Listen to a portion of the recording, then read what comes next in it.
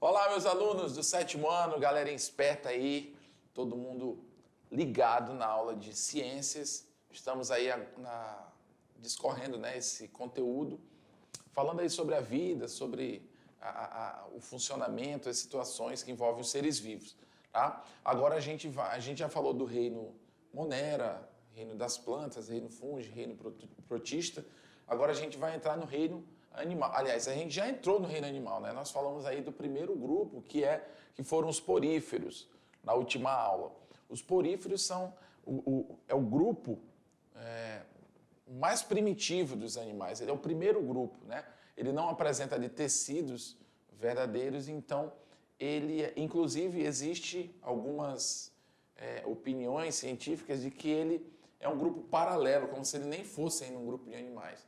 Mas, enfim, dentro da nossa didática, né, do nosso conteúdo, os poríferos são os primeiros animais, ainda que eles tenham formas muito primitivas, né? Mas devido à sua fisiologia, ele pode ser considerado como um animal. E agora a gente vai para um outro grupo de animal. Por favor, joga na tela, vamos ver o que a gente tem para hoje aí, para ver com os alunos. Então, essa aqui é a nossa aula 18, tá bom?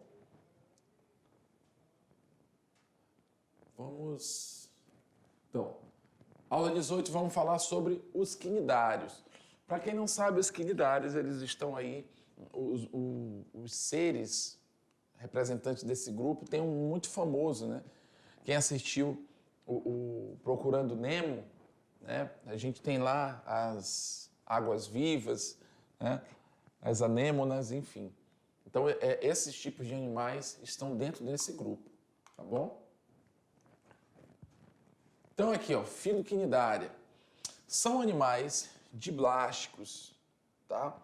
Então, eles são formados por ectoderme e endoderme. O que são ectoderme e endoderme no que diz respeito à formação embrionária? São tecidos que vão dar origem a determinadas estruturas. Para vocês terem ideia, nós somos triblásticos, né? Nós temos também, além da ectoderme e endoderme, alguns outros animais têm a mesoderme, que vai aí formar a cavidade do intestino. Nesse caso, esses seres não têm esse folheto embrionário, tá bom?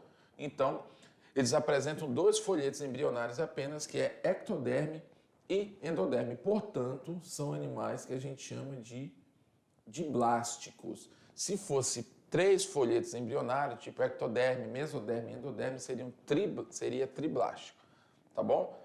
Então, porque são apenas 2, tá?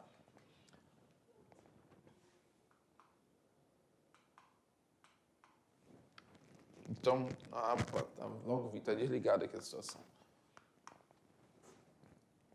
Bom, eles apresentam simetria radial, pessoal, tá? Nós vimos lá no início, quando eu falei na introdução do reino animal, eu falei sobre a questão da simetria, e essa simetria ela pode ser de 2 formas. Ela pode ser bilateral ou pode ser simetria radial. A simetria bilateral é aquela, né, em que você divide o ser vivo em um plano imaginário e são 2 partes iguais, né, em cada lado. Quando você tem uma simetria radial, você parte esse animal de uma forma imaginária em mais de um plano, como tem aqui, ó. E vão ter várias partes, né? Você pode dividir ele em várias partes e ele vai apresentar várias partes semelhantes. Se você, por exemplo, partir... Quando eu digo partir, pessoal, joga aqui para mim, por favor.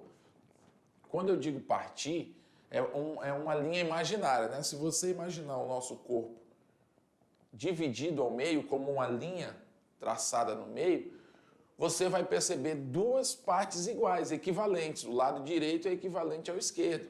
As estruturas que você tem num lado do corpo são as estruturas que você tem do outro lado. Isso é simetria bilateral.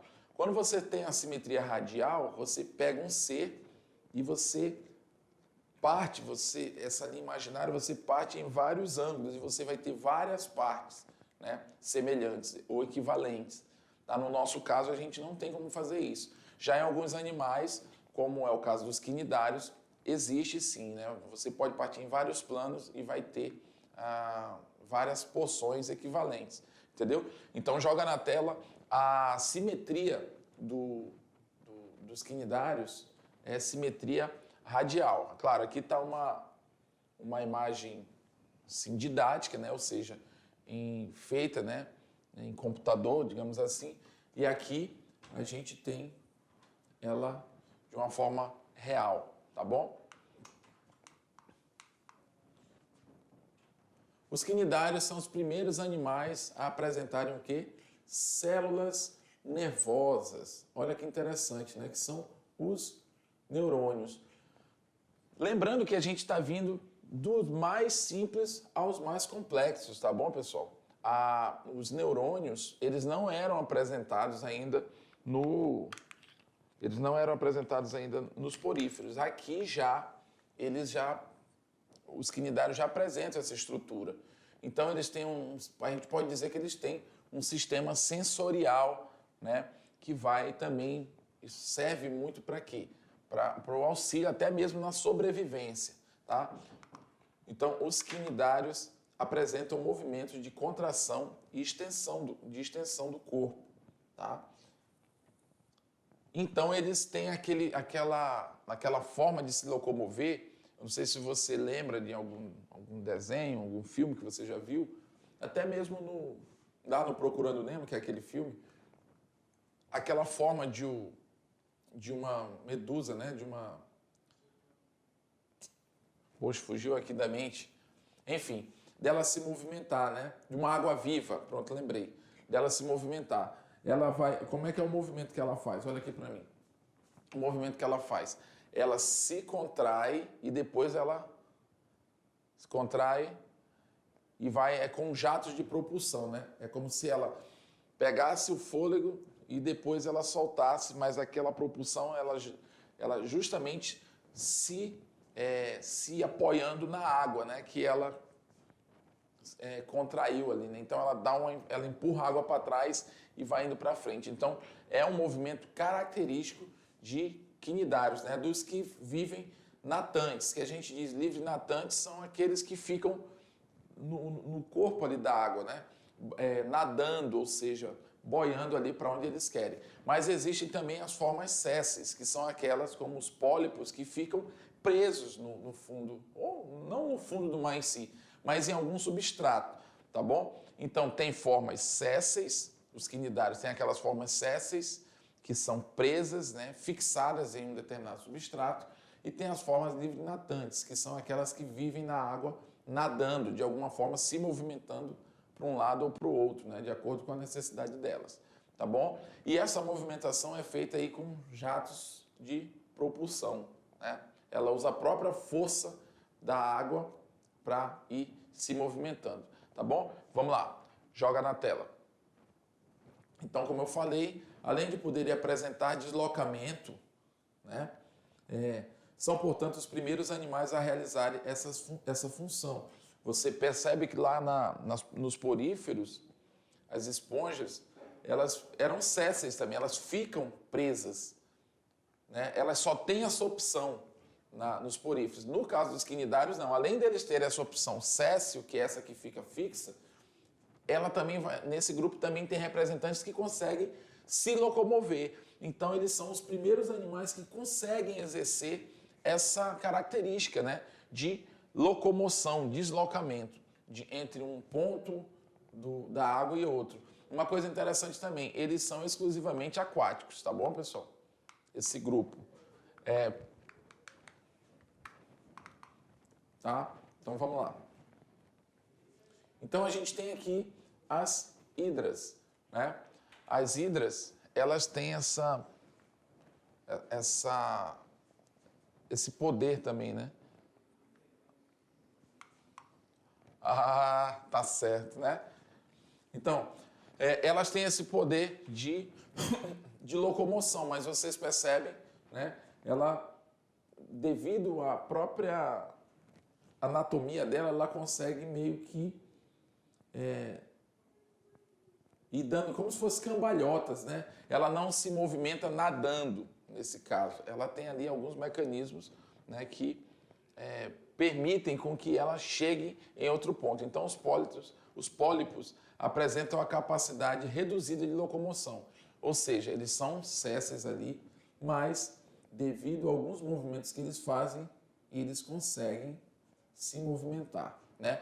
Mas a disposição dele geralmente é preso a um substrato. Então, o filo quinidária está o quê? Representado pelas hidras, medusas ou águas-vivas, tá? Corais e anêmonas do mar, tá bom? Aqui, ó, corais, anêmonas do mar, hidras e a água-viva que a gente tem uma foto lá no início, né? Elas vivem apenas em ambiente aquático, ou seja, são exclusivamente aquáticos e predominantemente marinhas, tá bom, pessoal? Então, os quinidários são os primeiros animais a apresentar uma cavidade digestiva no corpo, fato que gerou o nome selenterado, destacando a importância evolutiva dessa estrutura que foi mantida nos demais, tá? A presença de uma cavidade digestiva permitiu que os animais ingerirem porções maiores de alimento, pois nela o alimento pode ser digerido e produzido a pedaços menores antes de ser absorvido pelas células. Então, pessoal, quando a gente diz que eles uma cavidade digestiva, também não quer dizer que eles têm ali um intestino altamente desenvolvido. Quer dizer que ele tem um espaço onde acontece uma espécie de transformação química nesse alimento, né? Que é uma cavidade digestiva, que é onde esse alimento vai ser processado e retirado ali os nutrientes. Tá? Então, características gerais. Há dois tipos morfológicos de animais. Em termos de forma, tá? As medusas, que são natantes, e os pólipos, que são sésseis. Tá? Veja bem, nós estamos falando de forma de quinidários, tá bom? Não dos representantes. Nós estamos falando, existem dois tipos de representantes, aqueles que ficam presos, em algum lugar presos, que eu digo assim, ligados, né, enraizados, digamos assim, a um substrato, que não é característica dele, a locomoção, e a medusa, que são os tipos de quinidário que tem essa livre natantes que ficam aí através dos seus movimentos, né, de propulsão, jatos de propulsão, conseguem se movimentar, como eu falei lá no início, tá bom? Então, nos quinidários existe um tipo especial de célula, isso aqui é interessante, são os quinidócitos, né? As águas-vivas, principalmente, são responsáveis aí por alguns acidentes. Como elas têm essa vida livre natante, elas ficam em regiões, muitas vezes, que pessoas podem tomar banho nessa região e ter contato com isso. E ela dá uma espécie de choque, né? O contato dela com a pele humana ali, ou com outros seres vivos, que é justamente uma função de defesa dela, né? Pode sim sofrer queimaduras bem dolorosas, tá bom? Então, ao ser tocado, nela existe uma célula denominada quinidócito. Ele, ao ser tocado, o quinidócito lança quem? O nematocisto, estrutura penetrante que possui um longo filamento, através do qual o líquido urticante contido em seu interior é eliminado. Então, é como se fosse uma espécie de veneno, né, que ele lança na pessoa ou no animal que encosta nesses filamentos, né? Então, podem acontecer acidentes até graves, porque a reação dessa queimadura, digamos assim, ela pode ser muito forte e muitas vezes a pessoa sente tanto que o órgão, né, que onde foi atacado, ele pode sentir tanto que ele fica imobilizado por alguns momentos. E, enfim, dependendo da intensidade do ataque, né, a pessoa pode sofrer um desmaio, pode sofrer qualquer coisa. E se ela estiver dentro da água, isso pode ser fatal. Essas células participam da defesa dos quinidários, tá? Contra predadores e também da captura de presas. Beleza? Então, com relação à defesa, os quinidários apresentam aí as células chamadas quinidócitos, tá?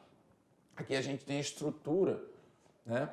Você percebe aqui que ela só tem ectoderme e endoderme. Então, ela não vai apresentar aí a mesoderme. Por isso eles são animais diblásticos. Então, ó, tem a boca. Isso aqui é um pólipo, esse aqui é o pólipo, tá? Então ele vai ter a boca, tem os tentáculos dele, mesma característica, endoderme e ectoderme. A mesogleia, que você percebe que nos pólipos ela é mais expandida, né? Que é como se fosse a massa visceral, né? do animal, e a cavidade gastrovascular, tá bom? A mesma coisa acontece na medusa, só que de uma forma, digamos, investida. Tá? Mas ela vai ter as mesmas estruturas, boca, tentáculo, cavidade gastrovascular, mesogleia, endoderme e ectoderme. Tanto o pólipo quanto a medusa, lembrando que o pólipo é aquela forma séssil, presa em algum lugar, e a medusa é aquela forma que nada por aí, digamos assim. Tanto o pólipo como a medusa apresentam uma boca que se abre na cavidade gastrovascular, mas não possuem ânus, ou seja, pela boca, né, ele ingere e pela boca, às vezes, ele elimina lá os detritos. O alimento ingerido pela boca cai na cavidade gastrovascular, onde é parcialmente digerido e distribuído. Após a fase extracelular da digestão, o alimento é absorvido pelas células que revestem a cavidade gastrovascular, completando, então, a digestão. Então, essa digestão aqui, ela é em parte extracelular e em parte intracelular. Os restos não aproveitáveis são liberados pela boca. Tá? Então, pela própria boca, o alimento entra e pela boca ele sai. Nas medusas, a locomoção é mais ativa, sendo realizada com um mecanismo determinado de jato de propulsão, aquilo que eu falei, né? Os bordos do corpo se contraem e aquela água acumulada é expulsa na forma de jato, que é aquele movimento que eu fiz mostrando para vocês com a mão, né? Ainda há pouco na imagem. Ó, a água vem para essa parte e no momento em que ele joga a água para trás, ela serve como apoio para o deslocamento dele, né? No sentido oposto, claro. Ele joga a água para um lado, ele expulsa a água para trás e vai para frente, tá bom? Reprodução pode ser assexuada, tá? Ocorre por brotamento e também pode ser sexuada por alternância de geração. Alternância de geração é um tipo de reprodução que tem a fase sexuada e tem a fase assexuada, tá bom? Então, no brotamento, as células se multiplicam em uma região do corpo e originam um novo ser, como aparece aqui na imagem. Vai aparecendo o broto e esse broto, ele vai o quê? Ele cai no ambiente e dali ele vai formar uma outra hidra, nesse caso aqui, né? Que é um representante do desenho. Classificação. Ele se divide em 4 grupos. Hidrozoa, cifozoa, antozoa e cubozoa, tá? Hidrozoa, hidras e caravelas. Cifozoa, águas vivas. Antozoa, anêmonas e corais. E cubozoa, cubozoários, como a vespa do Pacífico, tá? Que a gente não vê tanto assim, né, nos exemplos, mas também é um grupo. Então, a classe hidrozoa possui inúmeros representantes, além da hidra. Todos os demais componentes dessa classe são marinhos. Dentre eles, podemos citar o exemplo da obélia, né, ou obelia, e a caravela, a fisália. Este um indivíduo colonial muito comum nos mares tipicamente temperados. Né? Agora a classe cifozoa, que no caso ali é a água-viva, né? Então, ela tem aí a água-viva como representante, se movimenta ali por jatos de propulsão, né? Tem ali as formas alternância de geração. Você percebe aqui que ela se solta, né? Liberação da medusa jovem, ela vai liberar espermatozoide que vai encontrar com a medusa fêmea e esses espermatozoides vão fecundar, que é a fase normal, né, de uma reprodução, fase sexuada, e ele vai se fixar, né, essa célula vai se fixar no substrato e vai dar origem, né, a colônias de pólipos. E assim começa tudo de novo, a fase assexuada, né, que vai acontecer aqui, enfim. E tudo isso vai acontecer como um ciclo, tá bom? Então, classe Anthozoa, anêmona e corais são os representantes mais conhecidos dessa classe. As anêmonas são facilmente vistas no nosso litoral, principalmente na maré baixa, sobre rochas imersas ou enterradas na areia por entre as rochas. Então, a gente tem os corais que são tão característicos, né, dos quinidários. Ao contrário das anêmonas, geralmente são solitárias. Ao contrário das anêmonas, geralmente solitárias, os corais eles se apresentam em colônias, né? Na imensa maioria das espécies. Ou seja, eles não se apresentam só, eles se apresentam vários, formando grandes estruturas. São pólipos muito pequenos, bem menores que as anêmonas. Tá? Como se reproduzem assexuadamente por brotamento, os brotos não se separam. Eles não são vão constituídos grandes agrupamentos coloniais, vão formando essas estruturas aí que a gente conhece, tá bom? Dos grandes corais aí que ficam aí nos litorais, geralmente, tá? Dos que a gente conhece, tá bom? Então essa foi a aula de hoje, falamos um pouco aí sobre os quinidários. Vamos para frente que tem mais coisa por aí.